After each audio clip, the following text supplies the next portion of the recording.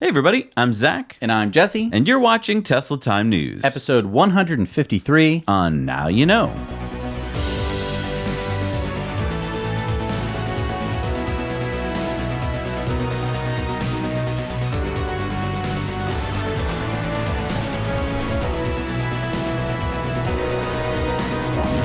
Brought to you, as always, by our amazing, wonderful Patreon patrons. And don't forget that over on Patreon, we have really cool stuff. We've got exclusive t-shirts and signed posters and mugs and all sorts of stuff. So head on over there and see what kind of perks you can get. We're also sponsored by our friends at the solar-powered hotels in Schaumburg, Illinois, the Fairfield Inn and Suites by Marriott and the Town Place Suite Hotel right next door. They're both connected and they're both solar-powered and they've got EV chargers out front. Right. And it's right near the new service center there. That's right. And as Amazon associates, we earn from qualifying purchases. So if you're going to get some stuff on Amazon anyway, use our Amazon affiliate link. And get this week, Jesse, as always, we're sponsored by EcoWare. I'm wearing a new EcoWare shirt, and you can see that my brain is connected to a computer. Nice. We just planted 300 trees. Awesome. Yeah, we just decided to plant some in Brazil this time instead of Peru. So, we got another 100 trees that just went in, thanks to you guys, because every time you purchase something from EcoWare, we plant a tree. So, on top of the tree, which makes everything carbon negative, we also carbon offset the manufacturer, the shipping, and the life cycle of your purchase so that it is completely, undeniably carbon negative. All right, let's get right into it, Jess. Cease and desist. Now, when I was a little kid, I always thought that it was cease and assist.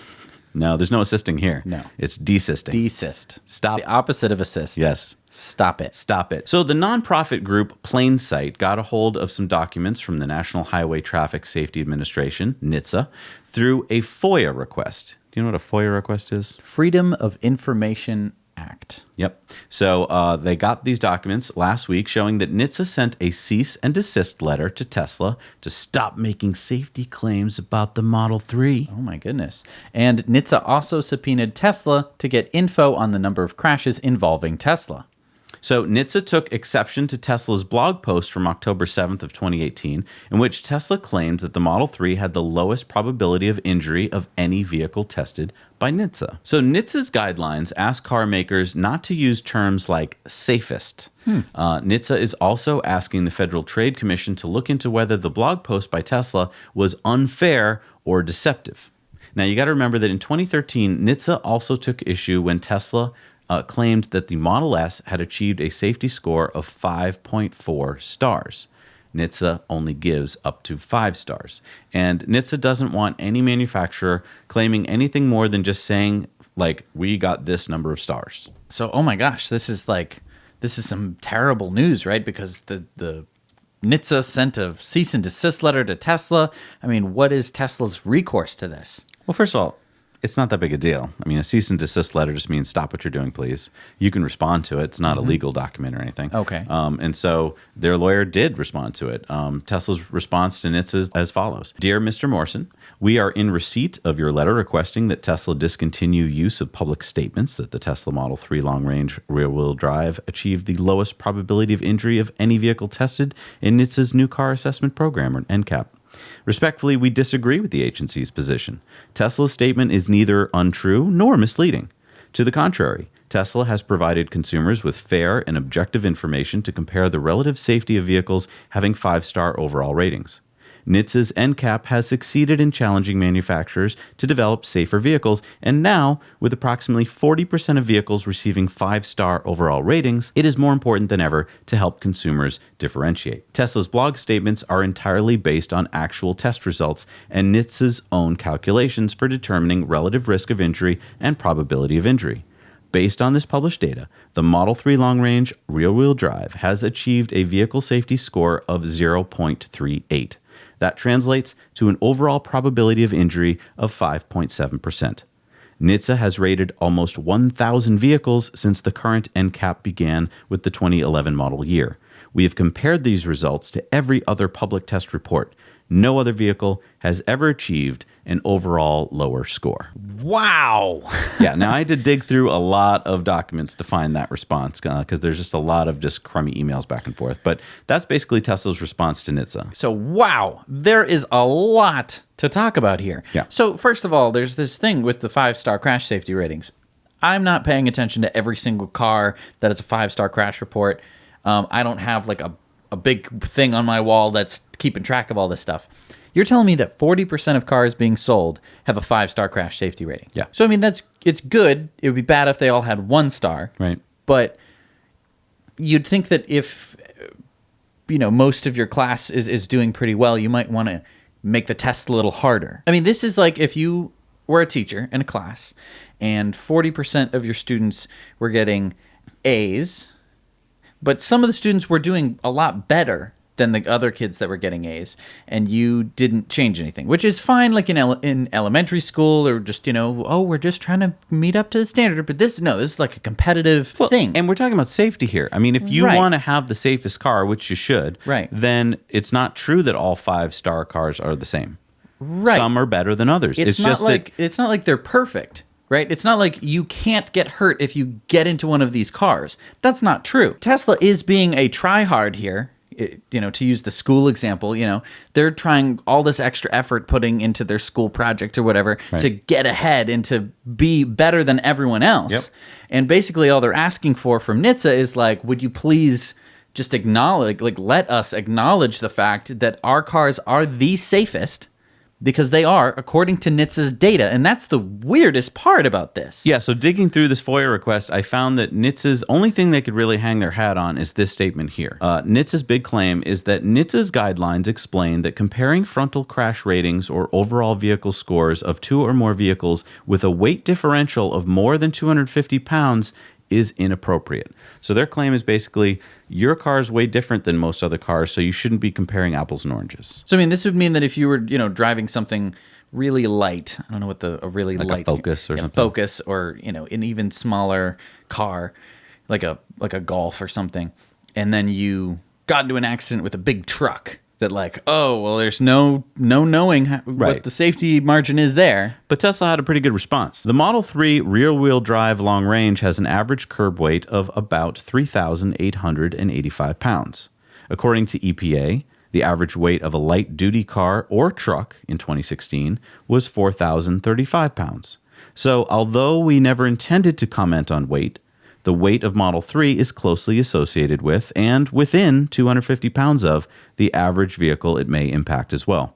In addition, according to IIHS in 2016, 41% of car occupant deaths, 56% of SUV occupant deaths, and 59% of pickup occupant deaths occurred in single vehicle crashes.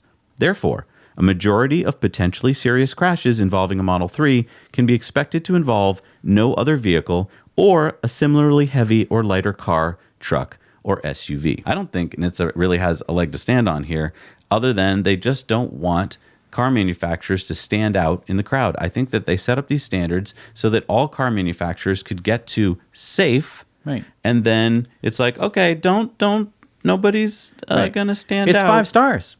What more do you want? What more could you ask for? It's 5 stars. Hey, you want this car? It's 5 stars. You want that car? It's 5 stars. You don't want that car over there. It only has 4.5 stars. But this one has 5 stars, and so does this one. So what's it going to be? Right. And I mean, it's such an American way of doing things because, it's like this is safety. This is right. This is not like, I don't know.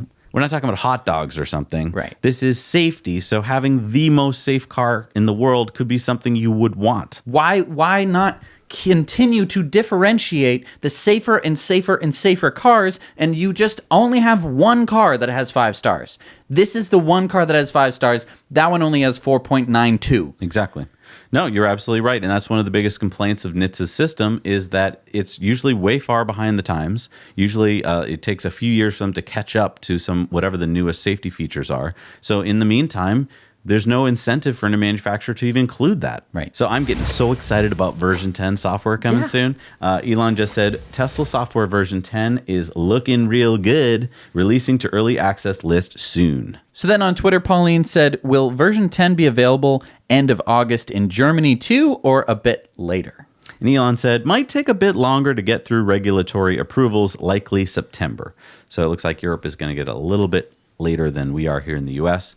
But we'll get it warmed up for you, get it working for you, and then pass it on to you. And rightly so, Mark Lindigan asked, any teasers?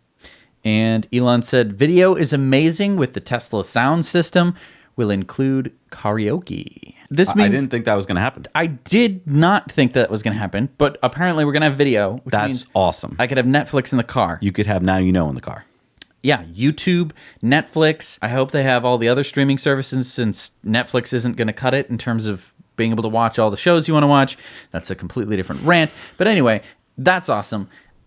And then you have the Tesla sound system, which is super exciting. Yeah. I mean, a couple weeks ago, I went to go see a movie in a drive-in movie theater. And it was great because you hook up the radio. And so you get the full surround sound, bassy, everything. It's way better than my TV, which just vibrates at way too many frequencies. Resonates and stuff. But the only problem was I was facing the wrong way. So like when an explosion would happen over here, I would hear it over here because I was looking out the back of my car. So having the screen in the front, no, it's all fixed because having the screen in the front means that we're going to have it facing the right way. And then karaoke, which I'm just so excited for. Well, and someone said, what does the new update include? Looking for more teasers here. And Elon said, tons of fun, which is true. You put YouTube in your car, that's tons of fun. And karaoke, look, I don't get to do karaoke enough. Karaoke. I know it's karaoke, but in the car, it's karaoke. I don't get to do karaoke enough. It's Really? fun, Yeah. but like you have to go to a place, spend a ton of money to sit in like a gross room, and you have to get a ton of other people to make it worth it. And so you're only singing part of the time.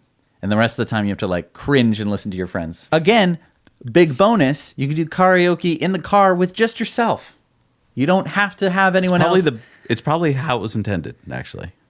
Karaoke? Yeah. It was like, this is a great way to learn music. And then they were like, that's an expensive machine. I guess we need more people to make it worthwhile. So remember last week, I put out the call for our viewers, somebody to help us, because, Elon puts out a lot of predictions, and people are always like, oh, he's always late. Well, I wanted some data on this, and I wanted some help, and we got some help. Our friend Zeke helped us out. Hey, Zach and Jesse. Zeke here from sunny San Diego, California. Well, it's Saturday night, so it's not so sunny right now. But I wanted to introduce you to the Elon time converter spreadsheet. I got this idea from you actually on your Monday show. You said, hey, every time Elon makes some crazy, amazing, world-changing new product and service and gives us a date on that, maybe we could use some of the data to convert that to our earthly calendar time. So that's exactly what I did. Let me see if I can show it to you here. So first, I just compiled a whole bunch of data from Elon's tweets and press releases, and was able to document, all the way back to the to the Roadster launch and new Roadster battery, when estimates were made, what the date of that completion date was, and then what the actual date is to get, the difference. So I used that data then to build a model and create this converter tab. So in summary, of the 31 predictions or promises, 16 were late by an average of 225 days, so about half. 15 were actually ahead of schedule or on time with an average of 55 days.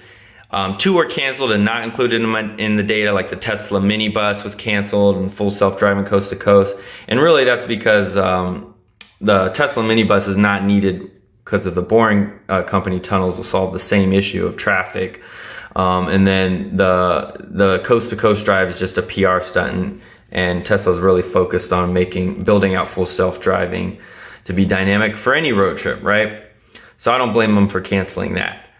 So to get into it, to give you an example, and I'll point out that when there was 5 instances where Elon gave an exact precise date, and all 5 of them exactly on that date it was delivered. So when you start getting at these predictions like here where it says by end of year or a certain month, it gets a little bit harder to predict. So for an example, the solar roofs, ramping up production, I inputted the inputs here, and that gives me an estimate. Elon says by the end of this year, so we put 12/39/2019.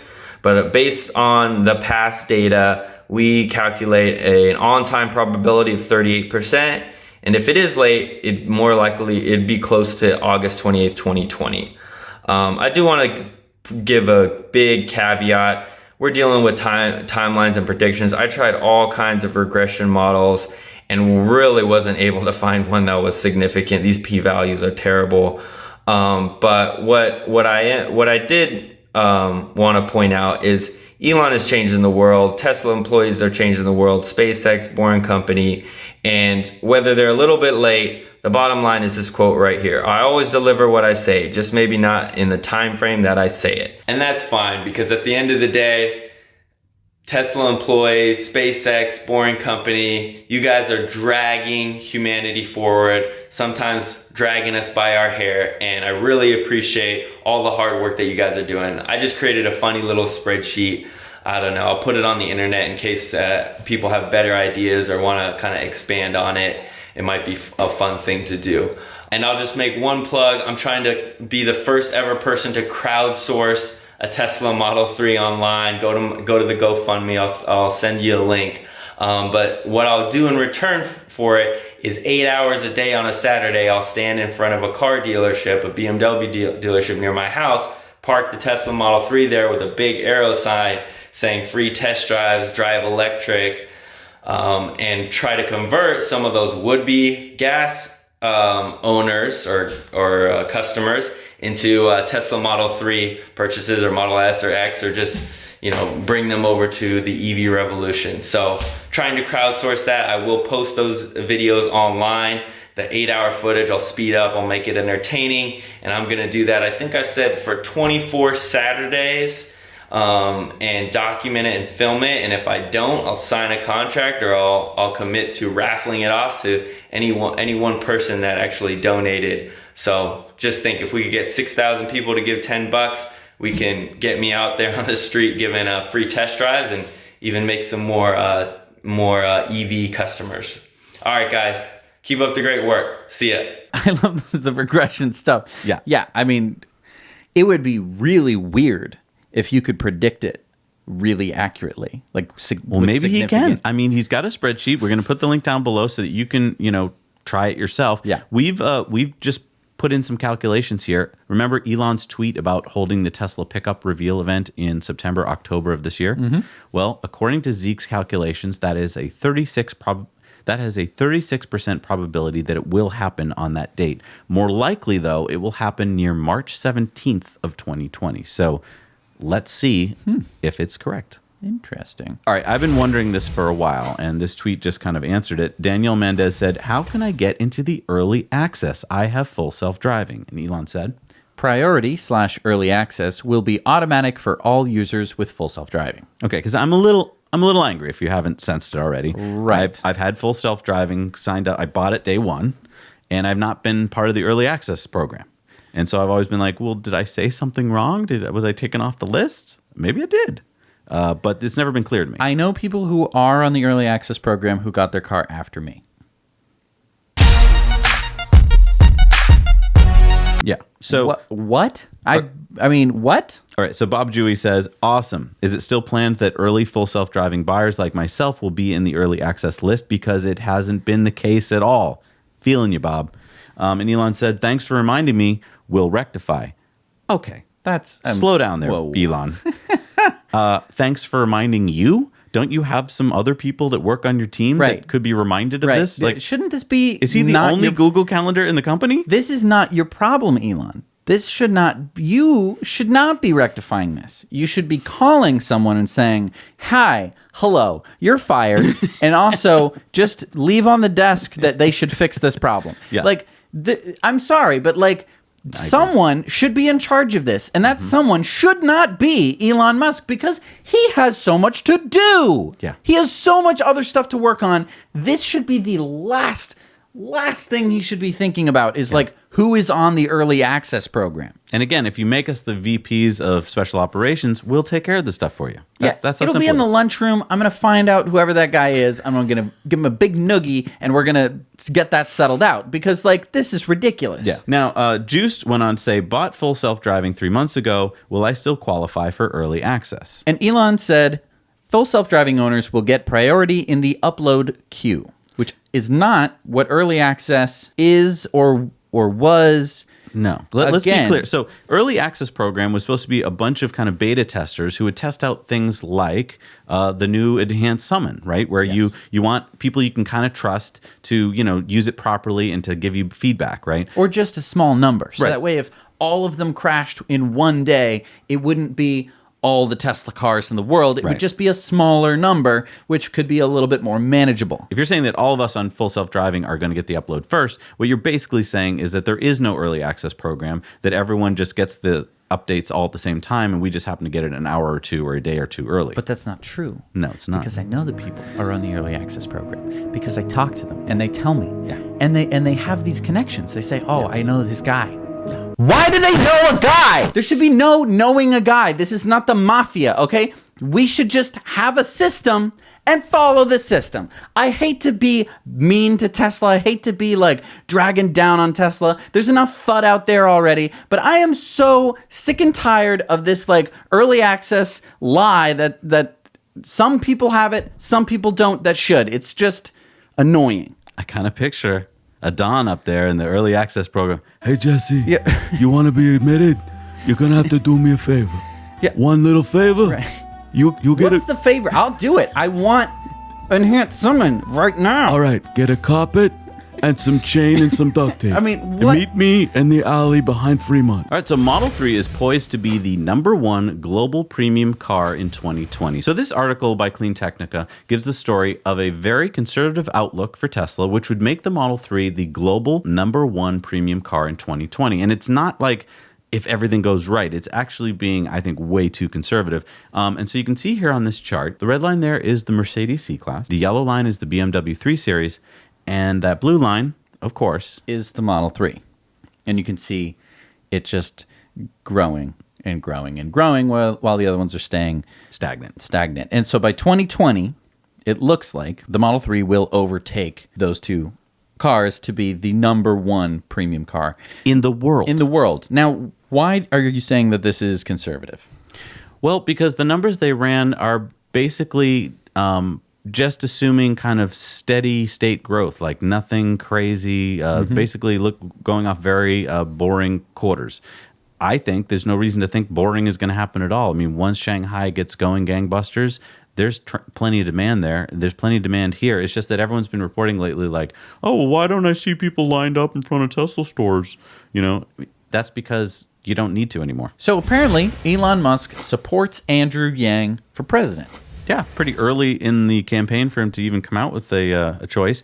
And just odd for me because I can't recall any CEO in my life who's ever come out in favor of a candidate where it wasn't like right down near the wire or it was the candidate that like everyone knew was going to win. Andrew Yang is obviously a long shot, and Elon's coming out for him early in the campaign. And so we just get this tweet from Elon that says, "I support Yang." He said he would be our first openly goth president. I think this is very important. He's not goth right now. Maybe he was goth as I think he was goth as like a teenager, which makes sense. That's kind of when the craze kind of happened, is right around when Yang was a teenager. But I think that there's a reason why he is supporting Yang, and that's because Yang is all about automation, what it's going to do to America, and what we can do to kind of offset the damage that it will do in terms of jobs and stuff like that. So I think that that's why Elon is supporting Yang. I mean, they're also very similar-ish people. I mean, Yang is a venture capitalist and Elon is an entrepreneur.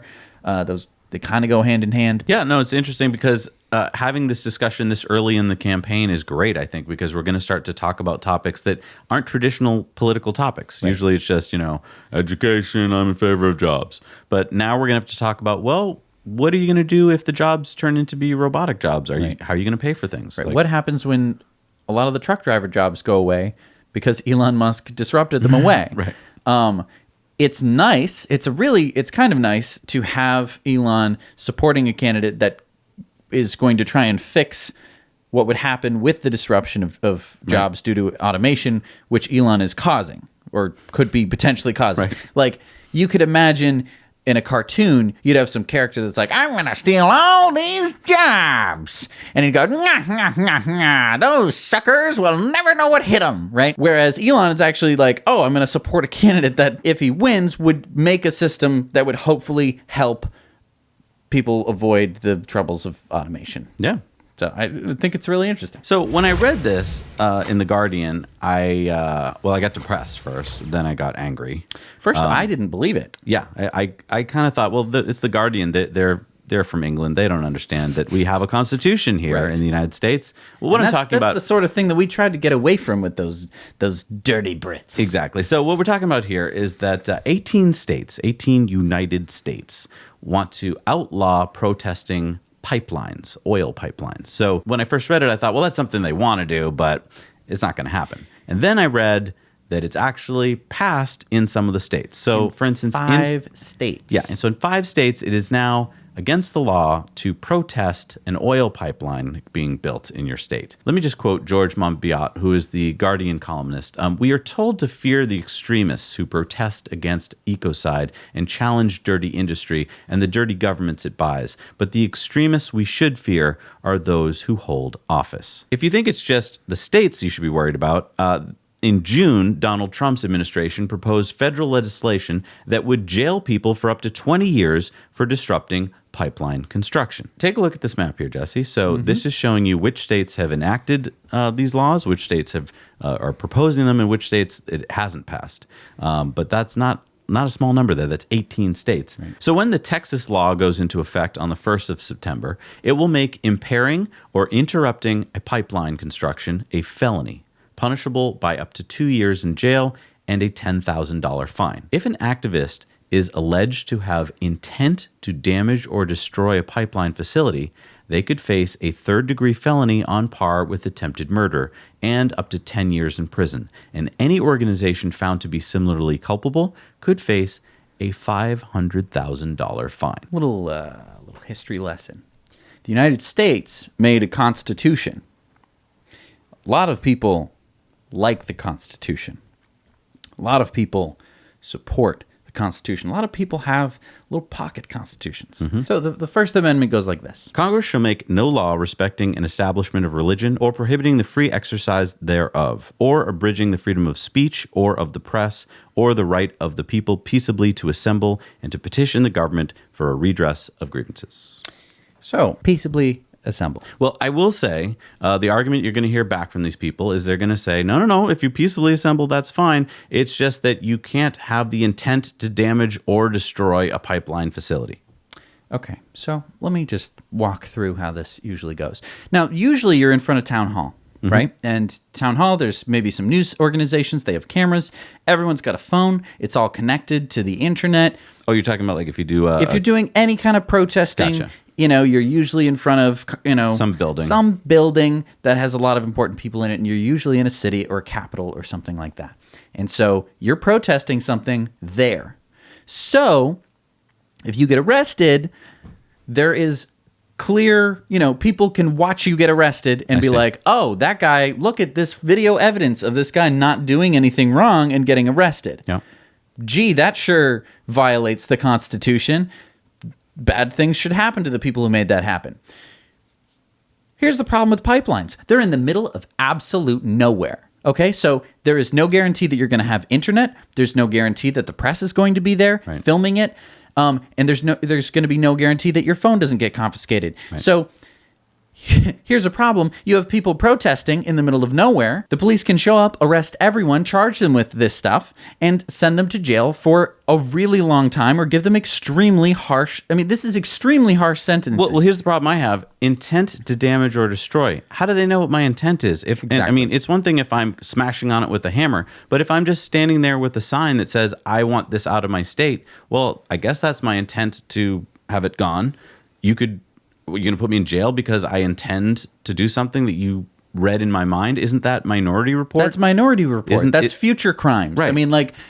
Really? Really? So basically what this is the whole thing is just to make it so that way if you were thinking of damn it, I'm going to drive out into North Dakota and I'm going to protest that pipeline being built, you're going to think twice. You're going to go, oh, crap. Right. I could go to jail for 10 years. Yeah. I could have to pay $500,000 fine. Right. I mean, if any nonprofit wants to like start a protest, they're going to think about getting faced with a $500,000 fine. I think they're going to think twice. This should not happen. No. This, like, how did these things happen? I didn't want to go here, but I think the reason why it's happening now is because they know the Supreme Court, the way that it's made up right now, may rule that this is constitutional. And that's a scary, scary thought. It's the whole point of having the Supreme Court. It's Yeah. the whole point of having these judges who basically, legislators can say whatever they want. It's up to the judicial branch to come in and check the power of the legislative branch and to be like, no, that's not constitutional. That violates the Constitution of this nation. Right. And it just goes to show that our government is bought and paid for by big money. It's They come in corruption. here- It is Exactly. absolutely corruption. If anyone tells you that it's not corruption, you slap them in the face and you say it's corruption. Let's talk about a country that's doing kind of the opposite. Yeah. So here's some good news from Sweden. So the Swedish road tax is going up for internal combustion engine or ICE vehicles. And starting on January 1st, the tax is going up an average of about 30%, making it more expensive to drive an ICE car in Sweden. So to give you an idea of what that would cost you in an average car in Sweden, let's take a Volvo, maybe the V60. That's going to have an increase from 6,554 SEK to 9,688 SEK. Or for those of you who don't know what a SEK is, It's probably not even called that. yeah, that's the Swedish kroner. So that's a $328 increase. That's not nothing. Yeah, so you might think twice about buying a nice car. And speaking of Swedish roads, we've been getting these weird stories from a lot of our Swedish viewers who have been telling us about BMWs that have been catching fire and exploding all over Sweden. And Europe. So BMW has recalled 1.6 million cars throughout Europe, and 35,000 of them are in Sweden, because the diesel-powered models were at risk of catching fire. And I learned a little something from Robert Collins, who is a journalist at Aftonbladet. He says this: I'm not surprised. This is how it works. If this had been in the US, it would have been in a completely different way. In the United States, if a manufacturer knows that this product has a serious defect and does not tell it to the people, then they will be able to sue the manufacturer. That's not the case in Europe. Here, they can hold on and try and fix it. The classic is that as BMW now goes out and says to all their workshops, these cars have this serious flaw. When they come in for another reason, such as an oil change or service, then they take that opportunity to correct the error, but they say nothing to the car owner. That's really freaky. It's really freaky that I've only been able to see these images that you're seeing here of BMWs, on fire through Swedish press. That I haven't been able to see this anywhere else. And in the beginning, I thought, well, this can't be true because I'm only hearing about it from like one source. But then we heard it from many other sources. So I'm putting the word out to our European viewers. What's going on here? Yeah, but we're not there, so it's not like, when a car catches on fire, we can go see it. Keep your ears to the ground and let us know. Like get in touch with us on Facebook and just tell us what's going on. And I just want to say, if this were a FUD story about Tesla that 1.6 million Teslas, that's more than they even have, were catching on fire, that would be a huge FUD story. Right. But instead, it's another company, and so no one hears about it. Right. So Tesla has filed a building permit to convert warehouse space at their Fremont factory into a research and development lab, which will include a vehicle testing facility, which supposedly will focus on vehicle reliability. So this 302,000 square foot building on Cato Road will now have 250 employees and will be equipped with vehicle lifts, test chambers, workshops, and storages. The future Energy Reliability Lab, which is going to be located in a smaller 8,500 square foot space, is going to be outfitted with test chambers, a workshop, and solar energy product testing equipment. Now, the vehicle testing facility, which is going to take the bulk of the space, about 165,000 square feet, it's going to have a crash track, a crash sled, test chambers, vehicle lifts, and labs. Get this. Tesla is looking for workers right now to work in these labs. What an awesome job if your job was to take a Tesla and smash it. I mean, I don't know if I would really enjoy that job. No? I don't like seeing beautiful things smashed, but for safety, I understand why you do it. This sounds like, why haven't they done this before? Is my biggest question. I think this is about robocar testing. So if you're going to make a car that's going to go 1,000,000 miles and it's going to be used all the time by more than one person, right? So it's not just one owner. You're going to need to make it differently than a normal consumer car. Because right now, these are consumer cars that we're buying. Right. So the seats, they're very durable. It's enough for your butt to get in and out of it for years and years. But it's not really enough for the car to be in use all the time. Yeah, it's a really good point. I mean, like when you slam the door on your car, it's your car. So, that's how you slam the door. Right. But hey, if it's not your car, I mean, then you're just going to slam the damn car door, and, Right. it's going to happen hundreds of times a day. And all the things that people say about these robocars, cars that are fully autonomous and will pick people up and drop them off, is that, maybe someone gets sick in one of these cars. Maybe maybe there's a big dent in one of the cars. So part of this could be developing systems where you go in and you just 4 bolts and you take the seat out, put another one in, and you're ready to go. It's a race car or something. Exactly. Except with dirty seats. And I mean, think about this. They're the only car manufacturer, if we're right that they're doing this at all, that would be researching this for the future, because they know that robocars are coming and that they have to treat cars completely differently than they ever have before. I mean, when you get on a train or a bus, it's built to that industrial standard. But no car that I know of is built to that unless it's made for the army. Right, because the car companies are penny pitching the whole time. Right. They're just like, okay, well, if we use those seats, then it will last for this long, which means that's fine, because that's longer than the engine of the car will last, because it's only going to last, like 100,000 miles, and then it's going to have all these problems, and then it's just going to be a teenager driving it anyway, so who really cares? Yeah. This is a completely different product, and that's so exciting. To your point, you're not making the car for consumers anymore. Right. You're making the car for Tesla. Right. I mean, Tesla, let's be honest, if this works out, Tesla's just going to own all the cars. Right. There's no reason for them to sell them. And if they do sell them, it's going to be to some other industrial commercial owner. Right. I think it's going to be a fun job to have because, just think about it. Your job is going to be to kind of like Be the worst customer. beat on a car. Like, Right. It's like just like a lot of punk. It's like a mosh pit in there. Yeah, it's going to be like Mosh Mondays. Come on in, everybody, on Mondays. It's the Monday mosh. Yeah. Just imagine everyone comes in bleary-eyed on Monday. All right, guys, as you know, it's Monday mosh, so we're going to be turning up the music and just try and break as much stuff as you can. All right, it's time for the lightning round. Check out this new solar patent, Jesse. And someone tweeted to Elon, what does this remind me of? Elon said, He's thinking. So for the Tuscan tile solar roof, they're thinking of putting little solar panels all along the curved surface of the roof, which is really interesting. So each tile will have multiple solar panels in it, which means that throughout the day, one of the panels is going to be getting more sun than the rest of them. right. Now, a Swedish friend of ours told us about the fact that if you are riding an e-scooter in Germany and you don't have a license, which means you didn't get insurance and the proper permit for it, you can be fined a 10,000 euro fine for riding an e-scooter in Germany. Now, this happened in Mannheim, Germany, so it might be different in different towns, and I'd love to hear from our viewers. I know that there's e-scooter rentals in Germany. I know that like Lime and other companies do it, but those are, I guess, are all registered. My question to Germany is, if you're watching and you're in the government there, what the heck are you thinking? It's a scooter. Right. Like, do we have to register everything that can move? I can understand maybe like a little €5 fine, like, okay, don't do that again. Right. But what are the speeding tickets in Germany? Yeah, what? I mean, What do if they it's- think you're going to do with the scooter?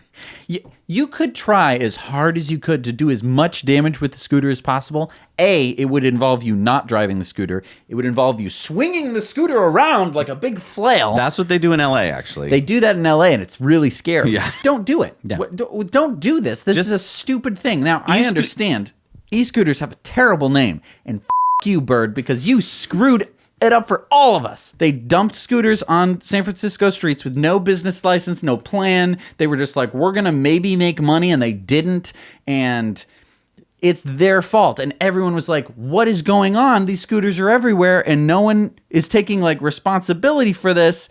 And they've ruined the e-scooter name for everyone forever. It's a great last mile solution. It's so nice to get where you need to go. So E-scooters are great. Imagine you get off the bus and you still have a mile to go. You hop on an e-scooter, easy peasy. But Right. so it's a great solution. But yeah, why did it have to get ruined? And people should own them, just like bikes. Like most people own bikes. This has been a thing that's like gone back in time, is that like you'd get a bike when you were 6, 7 years old, and then you could ride it around. The same thing can happen with scooters. It's really nice. It's a really, really nice way to get around. I can tell you because I've gotten around LA, I've gotten around San Francisco, and even where I live on a scooter. It's great. Don't take that away from people, and don't make it that like, why does government have to sink its teeth into everything? So British Columbia's Transportation Minister, Claire Trevina, said that the transportation sector is the fastest growing source of carbon pollution, and the British Columbian government is aiming to help reduce it by committing to buy electric buses. Awesome. Okay. Yeah, the first 10 heavy-duty electric buses will join the fleet in Victoria in 2021, and then starting in 2023, British Columbia's transit will buy only electric buses. This all started way back in 2018. Remember 2018? Mm-hmm. When they got one electric bus to try it out, and guess what? What? They loved it.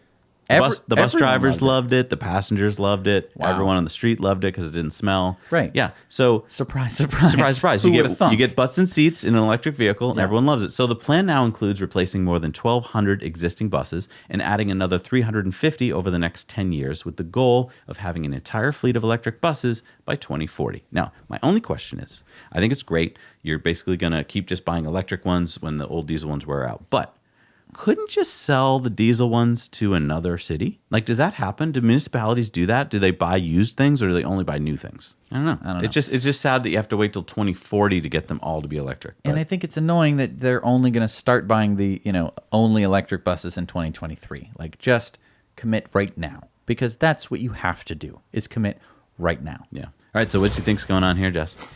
Well, it's an electric car. Mm-hmm. They're racing. Well, it's a Hyundai Kona. 0 to 60 in 9 seconds. That's okay. I mean, great. Drive into the future. Love it. It's the first all-electric SUV in India. A lot of empty highways. Oh, yeah, there's a lot of empty highways in India. Are they? No. Yeah, no, I think the good news here is that finally, we're seeing a commitment to get an electric SUV in India. I don't know how big that market is in India. Mm-hmm. I assume it's relatively small, but if you're one of our Indian viewers, please let us know. Like, is it a big deal, or are SUVs kind of just like a rarity? All right, so here's some homework, folks. Homework. Check out this video here. This is on Lex Friedman's YouTube channel. Mm-hmm. Fantastic channel. He interviews a lot of really smart people on his podcast, and he just interviewed George Hotz. And you might be asking, like, who the heck is George Hotz? He was the youngest person to ever hack an iPhone. But more importantly than that, he runs Comma AI, which is an autonomous driving company. Basically, just using a phone and a couple other doohickeys and some software, he's able to turn like Toyotas and Hondas into autonomous cars that can drive level 2, just like Teslas can. Anyway, Lex interviewed him for 2 hours and had a lot of interesting things to say. We can't possibly talk about it all here, but what we are going to do, you guys are going to do your homework and watch this in the next week. And then next week on Patreon Bonus Story, we could talk about a few things and you'll understand what we're talking about because you will have seen it. Oh, so this is homework for people who watch the Patreon Bonus Stories. Yeah. The big point here is that he said, quote, Tesla is going to win level 5. And he knows what he's talking about because he owns an autonomous car company. All right, so Jesse, check this out. 2019 may mark the beginning of the end for coal power in Europe, said Dave Jones, an electricity analyst at Sandbag. Why did he say that? Well, because this year, wind and solar cut coal by 9% and natural gas cut it by 9%. So European coal dropped 19%. Wow. Wind and solar cut it by 9%. Yeah. That's almost 10%. And 10% is almost 20%. And 20% is almost 50%. 50% is almost 100%. That's how it works. This is how we do it, folks. Yeah. You just keep chipping away at the coal. No, don't do that. Leave it in the ground. Leave it in the ground. So there are now 30 new Tesla service centers that have been put online by Tesla in the past few months. Tesla's really proud about that, so they tweeted it out. We've added more than 30 new service centers in recent months. Where to next? Rocket ship. I don't think they're going to put one on Mars anytime soon, but check out this list here because it's a lot of interesting cities. What we've noticed is that they're now going to like the secondary markets. A lot of these places like Schaumburg, Illinois, and Lancaster, Pennsylvania, these are places where, it wouldn't be your first choice to put one because they've already got one in their first choices. But they're going to be a little bit less busy. Yeah. So it's not right in the heart of the city. Yeah. I think the most important thing, though, is the actual location within the city. Where is it exactly, and what are the facilities there like? A lot of excited people this week when they heard that Jeff Dahn had a new paper out. So Jeff Dahn is a leading researcher of lithium-ion battery chemistries at Dalhousie University. Now, Tesla hired him to work at Tesla Canada's R&D group in Halifax. Now, Dahn just published a new paper in Nature Scientific magazine claiming that anode-free lithium metal pouch cells with a dual salt liquid electrolyte have 80% capacity remaining after 90 charge-discharge cycles, which is the longest life demonstrated to date for cells with zero excess lithium. If liquid electrolytes can be used to create safe, long-life lithium metal cells, then existing manufacturing equipment can be used to rapidly commercialize high-energy density cells. Obviously, we're going to get to solid state someday. It's some magical battery that can get your car 600 miles with no problem. And it's 2-second tiny charge. and Yeah. charge it in no time at all.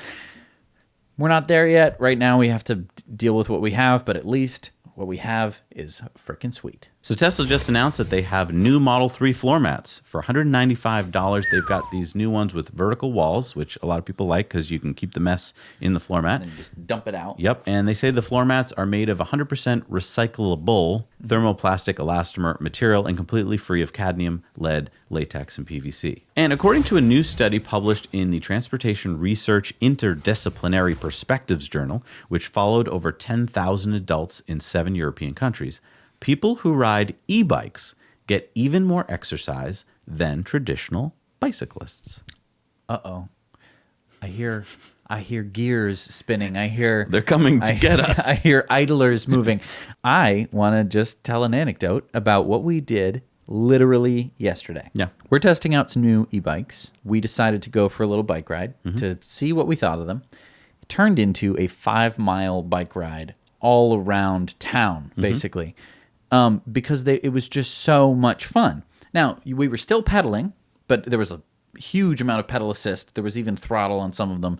We could just go and go and go, and we biked further than we have ever biked before. Now, I know if you're a serious bicyclist, you're like 5 miles. Yeah. Yeah, we're not serious bicyclists. Exactly. So for us, like after 2, we're like, can we get home? And this is the point of the study. The study's author largely attributed the increase in exercise to the increased amount of time that e-bike riders spend on their bikes compared to just non-e-bike cyclists, and that e-bikes took longer distance trips. The study also found that e-bike riders were older, 48.1 years versus 41.4 years, and e-bike riders have a higher BMI, 24.8 versus 23.8. So you don't have to be in as great a shape to get onto an e-bike, which is a good thing, right? We want more people to be able to get onto bikes. We don't want it to just be the extremely fit among us. Right. And it just means that once you get on the bike, you're much less likely to get off because you're not going to get tired. Right. But you're going to be doing more exercise because it's a longer, you're just going to go longer. You're not worried about getting back, so you don't turn around quite so soon. Let me tell you, e-bikes, they are awesome. Yeah, a lot of fun. All right, it's time for our video contributor stories. This week we've got Chris in Yakandanda, Australia. G'day Zach and Jesse and all the Now You Know viewers. I've come to this community of Yakandanda to explore how they've actually generated to date more than 1 gigawatt of power, and well, they're moving towards 100% renewable by 2022. And well, this is their story. All right, so how did you get involved with this project? In Yakandanda, there was a real interest, I think, in what we could do around our energy democracy. So taking generation and creation of renewable energy into our own hands. Back in 2013, 2014, there was a local government prepared a bulk buy of solar panels, and Yakandanda had a really high uptake of that. There was a little bit of funding left over, and we ran a community forum. And at that community forum, it was decided probably by about 10 or 12 people that we wanted to continue this as a community group. And then a couple of us from that forum headed to the first Coalition for Community Energy Congress and came back from that in 2014 with a real shot in our arm to make the town 100% renewable by the year 2022. In 2022, when hopefully you get this 100% renewable target and you reach it. We will. You don't have to say hopefully. Hopefully you will get there. You will get there. Yeah. That's the plan. Yeah. Do you know, like right now, there's maybe a proportion of the community members who don't have it. Do you think you'll be celebrating with them who will come around? We're never going to get it all with solar rooftop. So we're always thinking of other ways of adding to that. So getting everybody on would be great. But I mean, some people just can't afford it either. And that's where the community energy retailer is going to make a difference, because we're going to be able to help people who perhaps are renting or don't have solar because they can't afford it. They'll be able to buy cheaper energy because we all have. So that's the next exciting sort of image picture that we're moving beyond 2022 is feeding back to our own community energy retailer, and people are pretty excited about that at the moment. Yeah, no, definitely. Yeah. Look, it's exciting, all the stuff you're doing here. So congratulations on what work you've done so far. And do you have anything you would like to add? Well, what have I got to add? Just that our next, I think after this too, is we're all going to end up with EVs, cars. Yes. That's the next goal I'm as with well. you. Yeah. Yes. Cool. So that's the next thing I'm looking at. Yeah, wow. is a battery and perhaps an electric car. So Absolutely. yeah. So we'll be the hub for that soon. Oh, well done. Yeah. Look forward to that. I'll come back. Yeah, drive your electric car up. I shall. Yeah. Okay. Well, thanks very much, Diane. Thanks, Chris. Cheers. So that was just a little teaser, and well, if you want to see the whole thing, head over to my channel where I've actually got a lot more footage of what they're doing and a lot more interviews there. So if you want to, head over with the links down below, and well, back to you, Zach and Jesse. Thank you, Chris. You can see Chris's YouTube channel. It's Chris Vanderstock's YouTube channel. The link is down below. He has some really great videos. He covers all sorts of cool things, and you get that total Australian perspective. All right, it's time now for Patreon bonus stories. This is where we talk about even more news. There's more stuff that happened. This show is already long enough. So we made some of the stuff that we can't show on this show into a separate show that we show to our Patreons. So head on over to Patreon and support us for as little as $1 a month, and you'll get to see everything.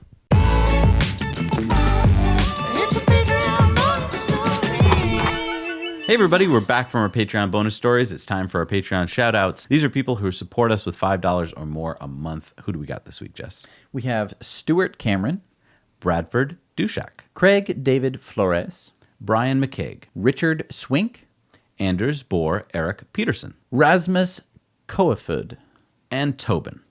And we didn't mess up any of the names. Again? Is this 2 weeks in a row? I think that's 2 weeks in a row. Well, we probably did mess them up, but we're not going to acknowledge definitely messed it up, but we didn't redo any of the names. We did it all straight. And if you're waiting for your shout out, because it's been maybe a few weeks, and you're like, Zach, where's my shout out? It takes a few weeks. So don't worry, they're coming. Right. We only read a certain number of names every week, and that's just to even it all out. And then your names go at the end of the show in the end credits. Yes. All right, it's time for Elon's tweets of the week. What do we got this week, Jess? So there's a lot to talk about. Yeah, let me read what Everyday Astronaut said. He said, I can't wait to see a booster come into port with 2 boats carrying 2 fairings someday.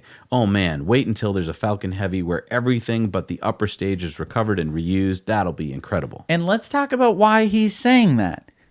They, again, for the second time, have caught a fairing. Now, if you're saying, what is a fairing? Let me tell you. So, SpaceX rocket goes up. There's that little pointy bit on the top. Mm-hmm. That part goes poof into 2 pieces, and they fly away from each other. They cost millions of dollars. Yeah.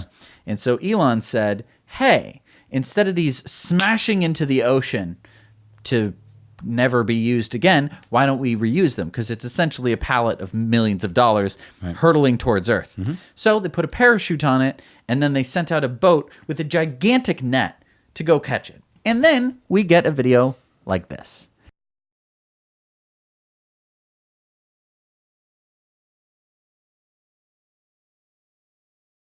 All right. It's beautiful. Yeah. It's like a painting. It looks like it almost looks like Starry Night to me. Well, you said you want it on an EcoWare t-shirt. I do want it on an EcoWare t-shirt. Let's see if we can make that happen. It's so pretty. All right, so Masternaut said, my question is, what's your current estimate on the total cost of having a self-sustaining civilization on Mars? And Elon said between 100 billion and 10 trillion. And that is a big range. It's a huge range. I mean, it's hard to estimate that. Yeah, it's also hard to imagine $10 trillion. Yeah. You could buy a country for that much money. Sure. Walter McVeigh said, any insight into connecting Starlink constellations between both planets? Elon said, will be needed for sure. Bandwidth, no problem. Latency is a challenge. So, I mean, it's a good news for like Netflix, but it's a bad news for Skype. Everyday Astronaut said, it's quite literally absolutely game-changing what you and the insanely hard-working team at SpaceX have managed to do in such a short period of time. I'm constantly floored by your progress. Thanks for shoving humanity into the 21st century. Elon said, Thanks. Starship, which aspires to be fully and immediately reusable in super heavy class, is a truly peanut emoji, rocket ship emoji. Even though I'm immersed in Starship/Raptor design and build 7 days a week, it still doesn't feel real. if he thinks it doesn't feel real, Right. Now, I don't know what he means by peanut emoji, rocket ship emoji. does he mean nuts or does he mean like it's a small peanut of a ship? So then Regan Beck asked, Starhopper 200 meter on August 16th through 18th? Elon said, just spoke with FAA, so hopefully yes. So, What does this mean? So basically, Starhopper is their test platform to test taking off and landing a rocket ship vertically, which is insane. And they're going to do a 200-meter test, which means they're going to go 200 meters up. Oh, that's pretty far. And 200 meters down and land it. All right, it's time for Community Mail Time. So David answered our question from a few weeks back where we asked about the amount of time spent charging versus gas station refueling an ICE car with a comparison between his wife's Volvo X90 and his Tesla Model X 90D over the past 22 months. He estimates that regular charging at home to have taken about 55 minutes to plug and unplug his car at home, because it only takes him a few seconds, versus the Volvo ICE car has spent 880 minutes refueling. If people are like, but wait, I thought it took a while to recharge the car. It does, but when you get home at night, you go to sleep in a bed. And so you don't need to be in your car or like wait for your car because you're already at home. In a gas-burning car, you need to go to a gas station, which is gross, and you shouldn't sleep there, which means that you need to wait for the car to be done fueling so that way you can leave and go to your house to get into your nice warm bed. Now, supercharging on 4 road trips in his Tesla Model X took 815 minutes versus, for the Volvo, 5 days for the Volvo to have car service, 2 days for Volvo to go through some recalls, and 1 day where the Volvo broke down. Also, with fuel, his Tesla cost $466 in electricity over that 22 months, but his Volvo cost $6,600 in gas.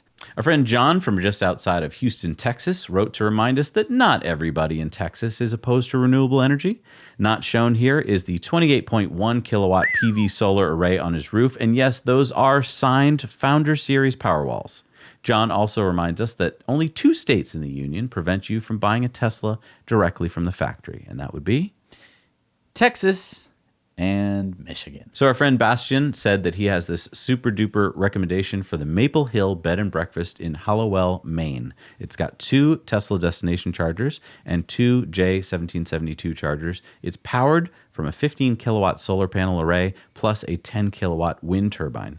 Even the hot water for the building is from the sun, and the owner is really nice, and the place looks awesome. So I say from now on, plug for a plug. This is our friend Robert's Model 3. He lives right in the same town as we do. Hilmar is super excited about the new Tesla service center and 3 superchargers opening in Iceland. Here he is showing his Model 3. In Iceland. Our friend Ryan in Kentucky sent us this, which is kind of sad. Ryan says that these car license plates are everywhere in Kentucky where he's currently living. Yeah, Yuck. so Gross. that's yucky. It should also say lots of other things like coal gives your kids asthma.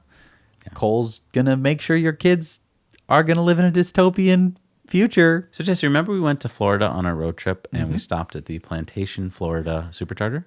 Yes, we stopped there twice because we went down to Key West and we came back up. And we stopped there twice and I didn't like it both times. Well, guess what happened 3 weeks ago? It exploded. Superchargers can explode? No, there was a gas explosion at the Supercharger a few weeks ago.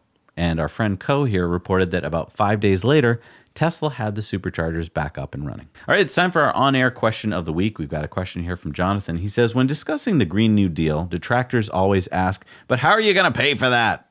Besides taking oil subsidies and applying them towards renewable energies, I have the following proposal. State and local governments could pay for solar installation on people's roofs on the simple condition that the private citizens benefiting from said installations could just pay the governments back on a monthly basis in accordance to what they were previously paying for electricity and heating bills, thus substituting these polluting technologies and at the same time increasing the value of the home.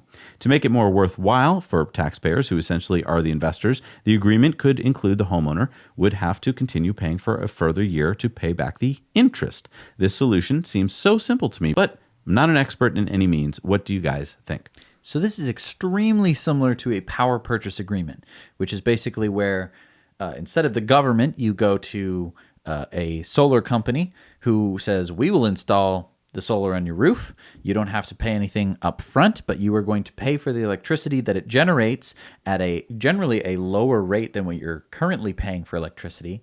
And so it's a really great option for people because it lowers their electric bill. It gets them onto solar. And then in about 20 years, which is usually how long these things last, you have solar panels on your roof that you now own. Exactly.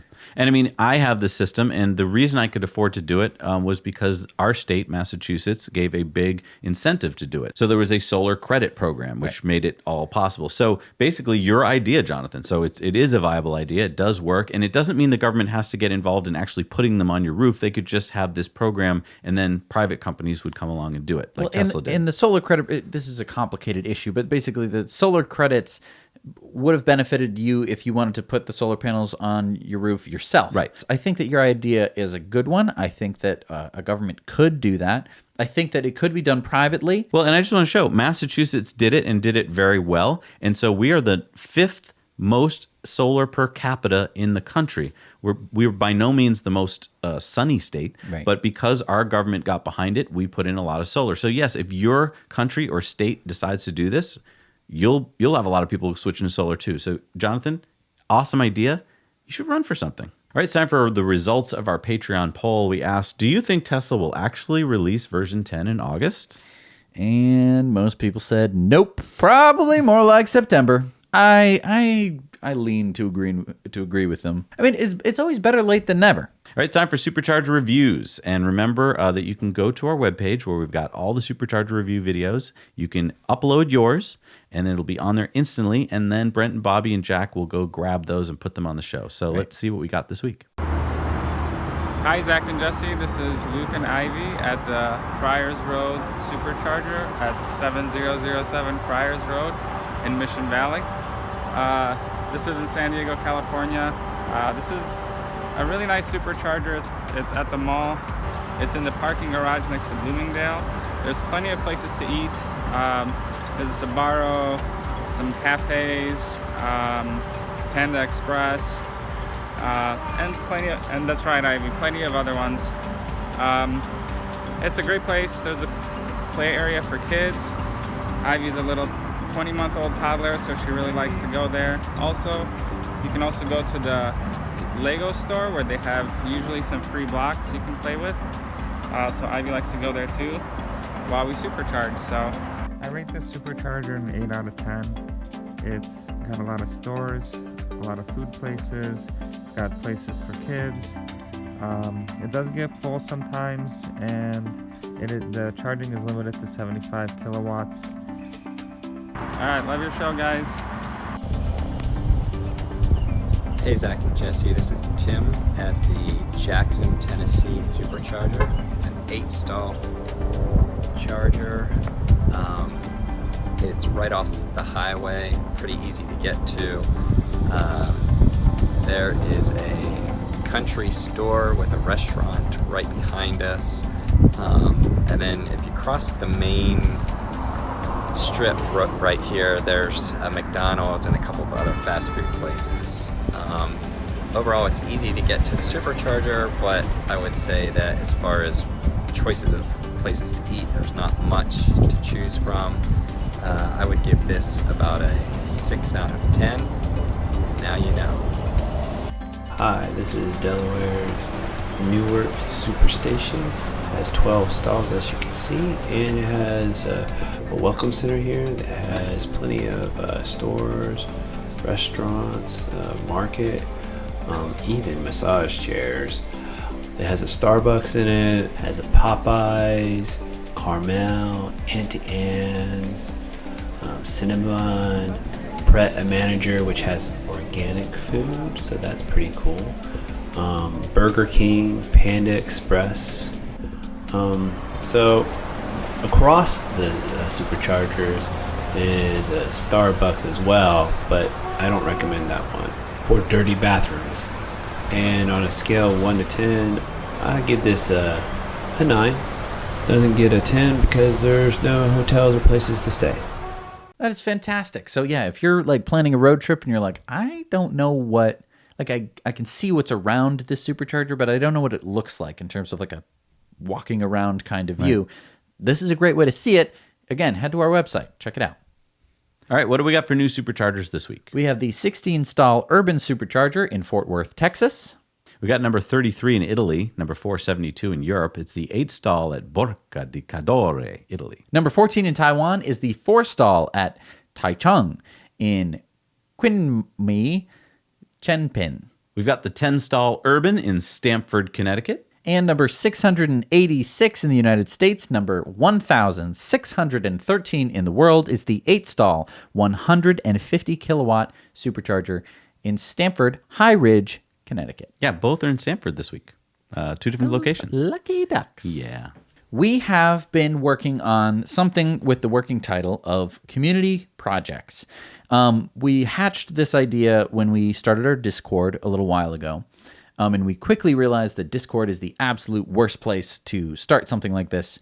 Let's talk about what the idea is. Yeah, the idea is that we're going to have a website where people from around the world can go to start a project that they want to complete that will be good for the planet, right? So getting solar power on their local school, roof, exactly. Or getting an EV charger installed somewhere. Right, because when you want to do these things, a lot of times the hardest part is just knowing, well, how do I start? What is the ways to succeed? You don't want to start, reinventing the wheel. Right. Someone's probably already done this. So the idea here is that as we put more and more projects on this map, you will be able to learn from other people's mistakes and failures, and you will succeed. And you can help people who have projects, because you probably have some level of expertise in something that someone else who is trying to accomplish something doesn't. So, like I'm good at making logos, so I can make a logo for your group. Great. Then it can get put on a t-shirt, and that can be part of the project. Right. You could be a lawyer. Oh, I can help do contracts. All of this kind of stuff. We all kind of have this same goal here in our community, is what we've noticed, is that, we want electric vehicles, we want renewable energy. So it's a pretty wide open field in terms of what we want to accomplish. So again, we're going to have community project leaders who are going to be leading their respective projects. And then we're going to have people who are going to be volunteering. And again, volunteers can start their own projects. Like it's this constantly evolving thing where we're going to be showcasing the successes of people. We're going to be showcasing the failures of different projects. Why did it succeed? Why did it fail? What can we learn? Can we pool this knowledge together to make it easier to accomplish a project and make the world a better place? This is kind of a community project right here. We need some help coming up with a good name. So head on over to Patreon. And even if you don't support us on Patreon, we've got a post there that you can add your thought to. So go over there, post your idea for a community project's name, and maybe it'll be the one we pick, which would be great, because we've got an awesome team of web programmers and project managers working on this as we speak. Yes. All right, it's time for the Patreon giveaway. This is where we give a EcoWare t-shirt of your choice to the winner. It's getting heavier. Is it? Just filling up? It is. All right. And remember that with EcoWare, we have new designs every week, and we carbon offset all of your purchases from manufacture through shipping. And who's the winner this week, Jesse? Jason Harvey. Congratulations, Jason. You've just won an EcoWare t-shirt. You could choose this one, which is kind of like Neuralink. Or you could choose the one Jesse's wearing, or any of them, actually. So congratulations. All right, you made it to the end of the show. I am super excited that we're going to have people heading on over to Patreon to help us name this community projects website, because it needs a catchy name. I was like, in the beginning, I wasn't even thinking of the name. I was just like, whatever, I'm so excited about the website. Right. But without a good name, work is so exciting. Yes. But it does need a good name. Yeah, because if we call it community projects, it's just going to sound, I don't know, it's going to sound like... I don't want to even cloud your decision-making process. I'm just super excited because we've got an amazing team. Like, Oh, yeah. we put the word out, and I kind of thought in the back of my mind, we'd be lucky if like a couple people say, well, I could help you for 12 minutes. Right. No, we got people who said like, we can help you for as long as it takes. Exactly, And, yeah. and these are like top notch. We saw your resumes. Like, these are people who've designed things that are just way complicated. cooler than Yeah. what we need to do. Yeah. Right. And I'm just so excited to have these people at our disposal. And these are just the web developers and the programmers that we accidentally asked for programmers. We didn't mean to. Should have just been asking for web developers. Right. But in the future, I mean, I'm just so excited that we have so many amazing people that watch this channel. Because a lot of YouTube channels, I don't know if you've noticed, you'll go down in the comment section and it's just a bunch of Depressing. I hate to say 12-year-olds, but like Probably is. they are either 12 or they act like a 12-year-old. Right. Like, or they have never grown up or Well, something. it's like they're just trying to get attention or something. Whereas our viewers, you are by and all- large, mature, yeah, intelligent. It's really nice. Like some of you even have intelligent discussions in YouTube comments, which I'm pretty sure is against the rules for YouTube because I've never seen it happen anywhere else. Well, and it pumps me up because Yeah. I'll tell you, when you read a negative comment, it ruins your entire week. Yeah, it just deflates you. I mean, I know it shouldn't by now, but it still does. Oh, it I mean, does. Whereas when you read a bunch of positive comments and thoughtful comments and things that think people are like asking questions and getting answers, you're like, this is awesome community. And this is why it's so awesome to have our Patreon and to have our Discord, because it's really cool. We have like 500 people on Discord, and everyone is respectful. Yep. Everyone is interested in the same things, and we're all talking about it, and we're all, we've got our Beach Buggy Racing 2 leaderboard up there, and I'm starting to lose ground. Oh no, you were first for a while. I was first for a while. What mostly 'cause happened? I made the leaderboard, and I put all of my times in it.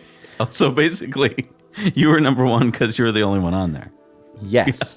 But I did good. I did pretty good. That's a tough game. So where are you now?